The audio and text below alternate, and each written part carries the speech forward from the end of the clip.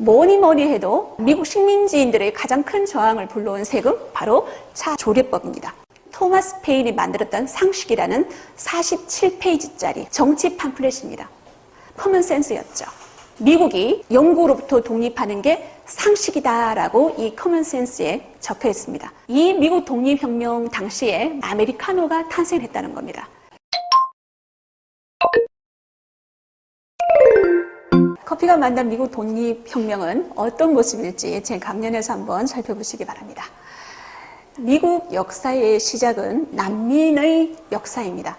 그러니까 필그림의 상륙이 1620년에 있었습니다. 그러니까 1620년이니까 지금으로부터 400주년이 되는 해입니다. 필그림의 뜻은 순례자, 나그네 이런 뜻입니다. 우리가 다른 말로 필그림 파더스라고 하는데요. 영국에서 종교의 자유를 찾아서, 그리고 정치의 자유를 찾아서, 경제적인 자유를 찾아서 이 미국 매사추세츠주 폴리머스 항구에 도착했을 때가 바로 1620년이었습니다. 이때 미국의 백인의 역사가 시작되는 거였습니다. 이들이 도착했을 때 먹고 사는 게 가장 힘들었습니다. 그러니까 정착하는 게 굉장히 힘들었죠. 기근에서 벗어나야 되고 이 추운 겨울을 이겨내야 됐습니다. 이때 이들을 도와주었던 사람들 누구였습니까? 그렇죠. 아메리카 원주민들이었습니다. 이들에게 생존 꿀팁을 전수해 주었습니다. 카누 타는 법도 가르쳐 주었고요. 나무에서 메이플 시럽을 채취하는 방법도 가르쳐 주었습니다. 사냥하는 방법, 낚시하는 방법조차 전부 다 원주민들한테 다 배웠습니다. 그리고 100년 만에 아메리카에 13개의 식민지 주를 건설합니다. 뉴욕부터 노스캐롤라이나, 사우스캐롤라이나 이런 여러 가지 13개의 주를 만들어냈는데요. 그 당시의 국기가 보이실 겁니다. 13개의 식민지 주를 상징하는 빨간색, 흰색 스트라이프 13줄이 있죠. 그리고 당시의 본국이라고 할 수 있는 영국의 유니언 잭이 왼쪽에 그려져 있습니다. 이 당시 영국은 완만한 태만이라는 미국 식민지 정책을 꾸려나갔습니다. 이 완만한 태만이란 무엇이었을까요? 그다지 간섭하지 않는다는 거죠. 직접적인 간섭 대신에 간접적으로 통치를 한다는 겁니다. 식민지에 총독을 두어서. 그래서 이들은 굉장히 자유롭게 일상생활을 꾸려나갔죠. 그런데 영국의 간접적인 통치 방법이 직접적인 통치 방법으로 바뀌었던 계기가 있습니다. 그게 바로 7년 전쟁이었죠. 이 7년 전쟁은 유럽에서도 일어났었고 아메리카에서도 일어났습니다. 특히 이 아메리카에서 일어났던 7년 전쟁을 우리가 프렌치 인디언 전쟁이라고 합니다. 프랑스하고 인디언의 몇몇 부족이 동맹을 맺어가지고 영국과 싸우는 거죠.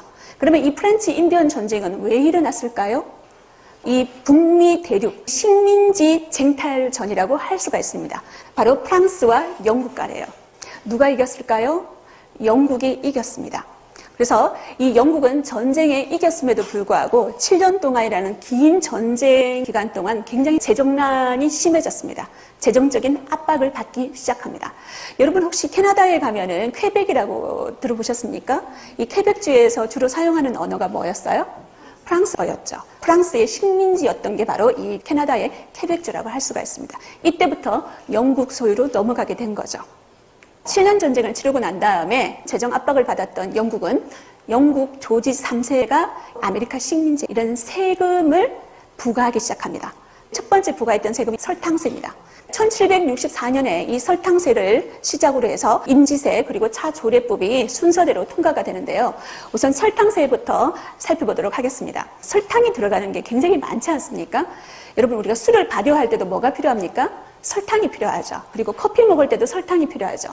포도주, 커피, 그리고 설탕이 이렇게 아메리카 식민지에 수입될 때는 관세를 부과하는 겁니다. 그게 바로 설탕세라고 할 수가 있죠.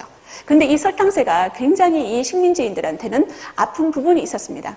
왜냐하면 이 당시 영국산 설탕이 맛이 없었어요. 설탕세에 의하면 영국산 설탕만 수입했었어야만 됐었습니다. 그러니까 술을 만들 때 영국산 설탕을 쓰니까 술 맛이 없어지는 거예요. 당시 미국 식민지인들이 가장 사랑하던 술이 럼주였거든요. 그러니까 럼주가 맛이 없어졌습니다. 그러니까 식민지인들의 저항이 굉장히 심했다는 겁니다. 영국산 설탕을 먹지 않겠다. 우리는 프랑스산 설탕을 먹게 해달라. 이런 식으로 해서 이 설탕세에 대한 저항이 시작되었습니다. 다음 두 번째, 인지세입니다. 이 인지세가 이 식민지인들한테 굉장한 압박이었습니다. 우리 인지 들어보셨습니까? 우리가 우체국 갔을 때 아니면 동사무소 갔을 때 인지를 붙이잖아요. 이 당시 식민지인들이 사용하는 모든 인쇄물, 출판물에는 인지를 붙였어야 됐습니다. 종이로 된 거는 무조건 다 인지 다 붙였어야 됐어요. 굉장히 비쌌다고 합니다. 더군다나 카드 놀이할 때 이 카드도 종이로 만들었습니다. 그러니까 카드 한 장 한 장마다 뭐를 붙여야 되었다?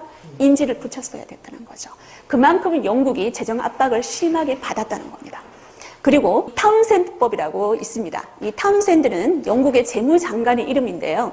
이 사람에 의해서 발의된 법이 하나 있습니다. 종이라든지 그리고 유리라든지 이런 모든 부분에 의해서 또 세금을 때리는 겁니다.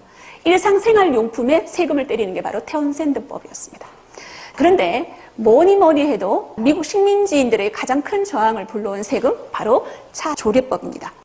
영국인들은 홍차를 마시는 게 일상이었습니다. 유럽 같은 경우는 식수 오염이 굉장히 심했었죠. 물을 끓여서 홍차를 우려 마시는 게 그들의 일상이었다고 합니다. 아침에 일어나자 마셔요. 그것을 우리가 얼리티라고 합니다. 아침을 먹고 난 다음에 또 마십니다. 그걸 보고 블랙퍼스트 티라고 합니다. 점심 먹고 또 마십니다. 무슨 티입니까? 애프터눈 티. 그리고 자기 전에 또 마십니다. 나이트 티. 그래서 하루에 서너 번 정도는 꼭 이 홍차를 마셨어야 됐죠. 그런데 이 홍차를 누구만 취급할 수 있다고 법을 만들었습니까? 영국의 동인도 회사에만 이 차 무역 독점권을 주버리는 거죠. 이게 바로 차세였습니다. 그리고 이 동인도 회사가 미국 식민지에 차를 수출할 때는 관세를 부과하지 않는다. 그러니까 아주 싼 값에 미국에 수출할 수 있는 루트를 만들어주는 거죠. 그러면 왜 이 당시에 차세가 영국 의회에서 통과되었을까요? 여러분들이 잘 아시다시피 이 동인도 회사는 국책회사입니다. 그런데 이 동인도 회사가 당시에 재정난이 굉장히 심했습니다. 그러니까 홍차가 잘 되니까 홍차를 많이 수입을 했었는데 식민지인들의 영국 상품 불매 운동으로 인해 가지고 수입을 잘 안 했어요. 창고에 이 차가 쌓이게 된 겁니다. 썩어가고 있었어요. 그런데 이 동인도 회사에서 가장 많은 주식을 가지고 있는 사람들 영국 정치인들이었습니다. 동인도 회사가 파산하는 것은 영국 정치인들이 파산하는 거하고 똑같죠. 그래서 이 동인도 회사를 밀어주기 시작하는 겁니다. 대신에 누가 죽습니까? 미국 식민지인들이 죽기 시작하는 거죠. 특히 이 차를 몰래 수입하던 밀수업자들이 큰 타격을 받았습니다. 자, 사건은 어떻게 전개되기 시작했을까요? No taxation without representation이라고 얘기합니다. 대표 없이 과세 없다. 굉장히 유명한 슬로건입니다. 미국 사람들은 대표 없이 과세 없다라는 이 슬로건을 가지고 영국의 세금 정책에 저항하기 시작했습니다. 대표적인 세금 저항 운동이라고 할 수가 있습니다. 우리는 이것을 보스턴 차 사건이라고 얘기합니다. 미국 독립혁명의 기폭제가 되었죠. 원래 이 보스턴 차 사건은 보스턴 티파티라고 불리지 않았습니다. 처음에는 Destruction of the Tea라고 해가지고 차 파괴 사건이라고 알려졌습니다. 당시에 이 차 파괴 사건은 조지 워싱턴조차도 비난을 했었습니다.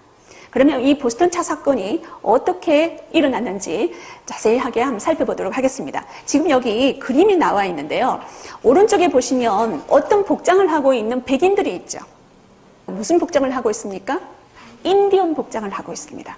인디언 복장을 하고 있는 소수의 백인들이 동인도 회사 소유의 배에 올라탔습니다. 이 배들은 보스턴 항구에 정박되어 있던 동인도 회사 소유였죠. 여기에 올라가가지고 자그만치 차상자 342상자를 바다에 쏟아버립니다. 42톤이었습니다. 한 7만 9천 달러라고 알려져 있는데 굉장히 많은 금액의 차상자를 바다에 던져버립니다. 영국으로 봤을 때는 너무나 화날 만한 상황이었죠. 그런데 여기서 우리가 하나 알아둘 게 뭐냐면 왜 보스턴인가예요. 왜 보스턴에서 이 보스턴 차 사건이 일어났을까라는 걸 우리가 염두에 두어야 됩니다. 보스턴은 당시에 이 미국 식민지 도시들 중에서 가장 큰 대도시였습니다. 그런데 왜 이 보스턴에서 이 보스턴 차 사건이 일어났을까요? 3년 전에 보스턴에서 학살 사건이 있었다는 겁니다. 이 보스턴 학살에 대해서 조금 제가 설명을 드리겠습니다. 보스턴 항구에 부두 노동자들이 있었습니다. 수레를 좀 먹고 싶었죠. 퇴근하기 싫었습니다. 왜냐하면 이들한테는 저녁 있는 삶이 아니었었거든요. 영국의 과세 정책 때문에 벌어봐야지 세금으로 다 나갔다는 겁니다. 술을 먹으니까 너무너무 화가 나는 겁니다. 근데 그들의 눈앞에 영국 군인들이 주둔하고 있는 모습이 보였다는 겁니다. 그 항구에. 당시 겨울이었었거든요. 그래서 옆에 눈이 쌓여 있었으니까 이 눈덩이를 만들어요. 그러니까 눈덩이를 가지고 뭐 했게요? 군인들한테 던졌습니다. 늘싸움을 걸은 거죠. 그런데 자, 유머 감각이라고는 1도 없는 이 영국 군인들이 눈덩이를 던졌을 뿐인데 이 사람들은 총싸움으로 맞선 겁니다. 눈싸움이 총싸움이 된 겁니다. 그래서 당시에 5명의 사상자가 발생이 되었습니다. 보스턴 시민들이 이때부터 영국 사람이라 그러면 치를 떨기 시작합니다. 그래서 이 보스턴 같은 경우는 독립혁명의 구심점, 성지가 되었다고 할 수 있죠. 이 보스턴 차 사건을 이끈 지도자를 제가 한 2명 정도 소개해 드리겠습니다. 이 남자가 존 행콕입니다. 처음 들어보셨습니까?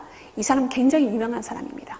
서명으로 굉장히 유명한 사람이에요. 미국 독립선언서에 최초로 서명한 사람이 바로 존 행콕입니다. 그리고 이 보스턴이 속해 있는 매사추세츠주의 주지사이기도 했었습니다. 근데 존 행콕은 사업가였습니다. 정확하게 말하면 밀수업자였습니다. 이 영국의 과세 정책에 대해서 굉장히 불만을 많이 가지고 있었습니다. 그래서 이 보스턴 차 사건을 배후에서 조종하면서 금전적인 지원을 해주었던 사람이 존 행콕입니다. 그러면 행동대장이 있어줘야 되겠죠. 바로 세뮤얼 아담스입니다. 이 세뮤얼 아담스 같은 경우도 역시 매사추세츠주 주지사를 역임했고요. 하버드대 출신입니다. 근데 여기 보면 자유의 아들들이라고 있죠. 이 보스턴 차 사건을 일으켰던 단체가 바로 자유의 아들들이었습니다. 영국 입장에서 보면 극진 단체라고 할 수가 있습니다. 반영 단체죠.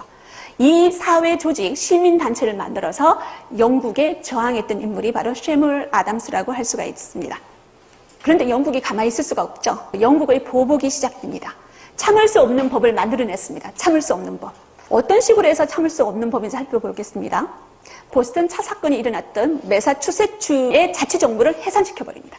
그리고 보스턴 항구를 봉쇄해버리죠. 이 미국 식민지인들 저항할 것인지 아니면 영국에 충성할 것인지 이 2가지 선택지가 있습니다. 여러분이 당시에 미국의 식민지인들이었다면 여러분들은 저항하겠습니까? 아니면 영국 정부에 충성하겠습니까? 미국 식민지인들은 저항을 택했습니다. 이때 저항을 택할 수밖에 없었던 하나의 큰 계기가 된 책이 하나 있습니다. 책이라기보다는 팜플렛이라는 게 더 맞겠죠. 토마스 페인이 만들었던 상식이라는 47페이지짜리 정치 팜플렛입니다. 커먼센스였죠. 미국이 영국으로부터 독립하는 게 상식이다라고 이 커먼센스에 적혀 있습니다. 이 토마스 페인 같은 경우는 초등학교밖에 졸업하지 못한 사람이었습니다. 그런데 대중의 눈높이에 문장을 굉장히 잘 구사를 했습니다. 예를 든다면 이렇게 적혀 있죠. 하나의 대륙이 섬에 의해서 영구히 통치되어야 한다고 가정하는 것은 너무나 불합리하다.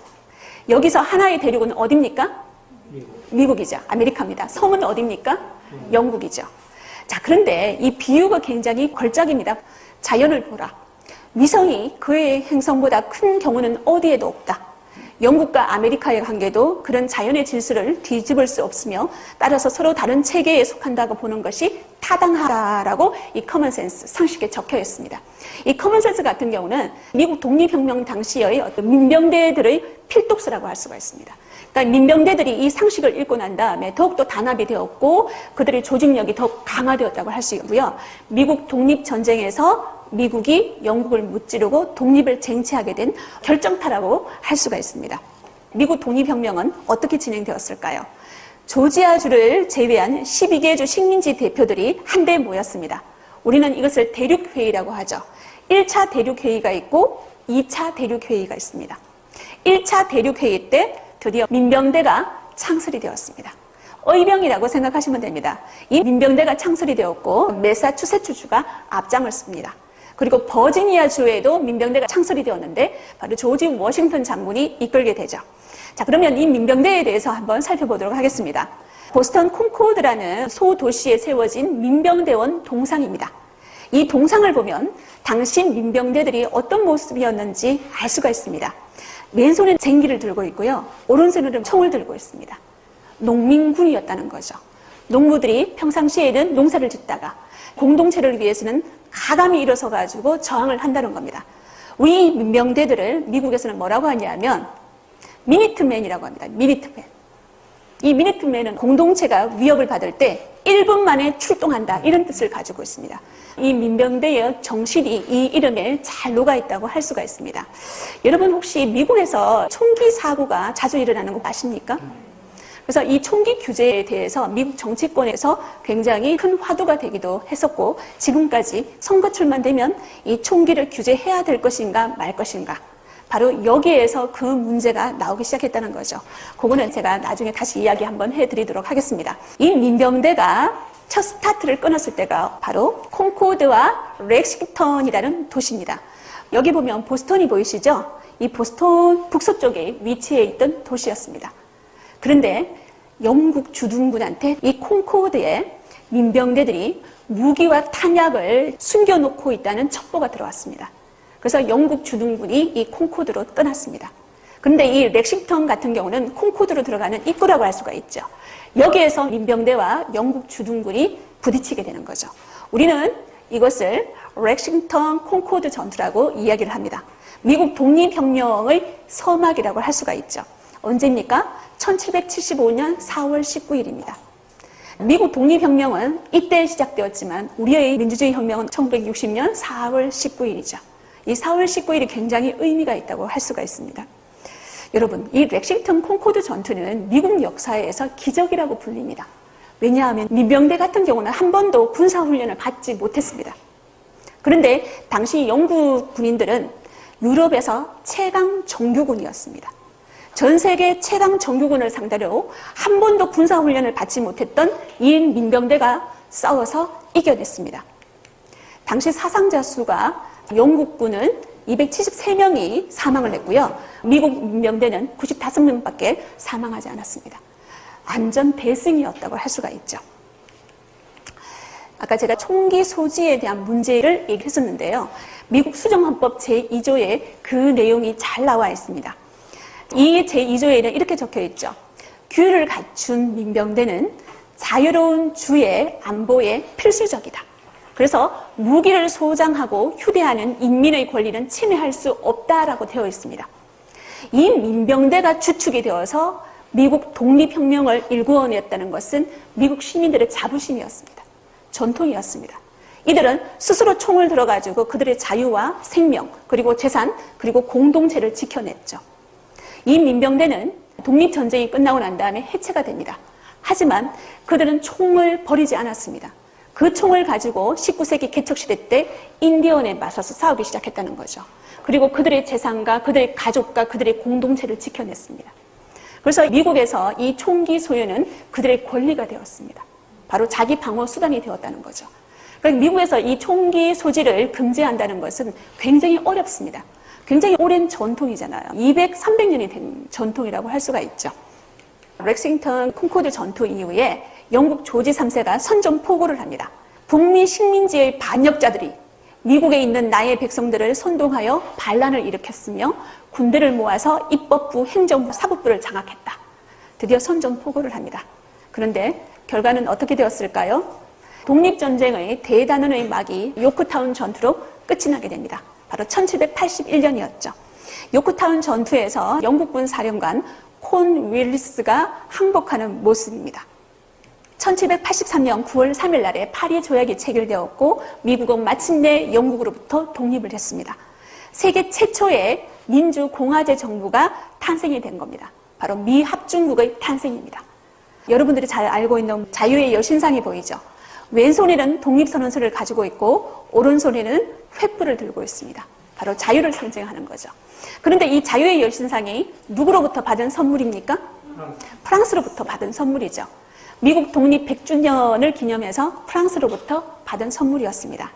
그리고 이 자유의 여신상을 설계하고 그 구조물을 만드는데 프랑스의 에펠탑을 설계했던 에펠이 참여했다는 것은 여러분도 알고 있을 겁니다. 이 말은 뭐냐면 미국 독립전쟁에서 아메리카 식민지가 승리를 거두는데 프랑스가 굉장히 큰 일조를 했다는 겁니다.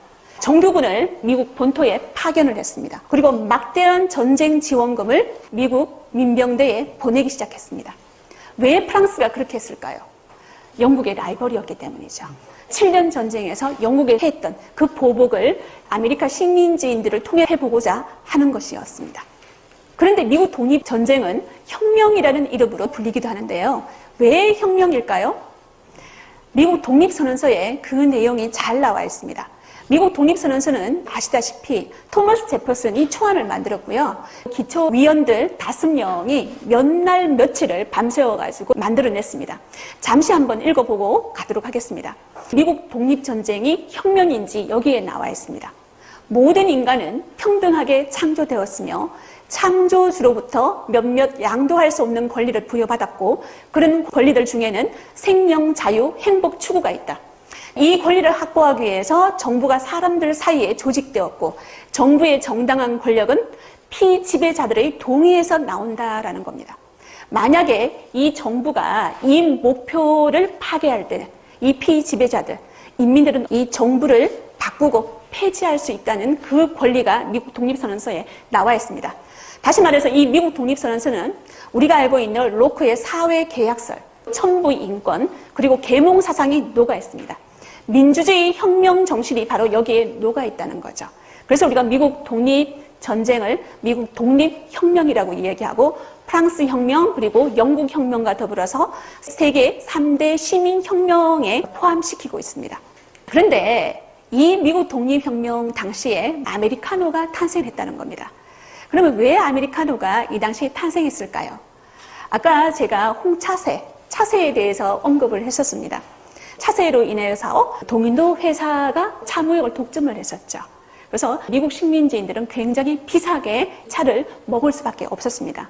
매일 서너 번씩 먹어야 되는데 굉장히 차가 비쌌고 또 구입하기조차 힘들었다는 겁니다. 그런데 이 당시에 영국인들이 즐겨 마시는 홍차를 마신다는 것은 매국노와 같은 것이었습니다. 홍차 마시기가 굉장히 꺼려졌다는 거죠. 그래서 그 대체제로 바로 이 커피에다가 물을 희석시켜서 마시는 아메리카노가 탄생했다는 겁니다. 홍차와 최대한 비슷하게 만들었던 게 바로 이 아메리카노라고 할 수가 있습니다. 그런데 이 아메리카노라는 이름은 어디에서 나왔을까요? 이탈리아인들이 만들었습니다.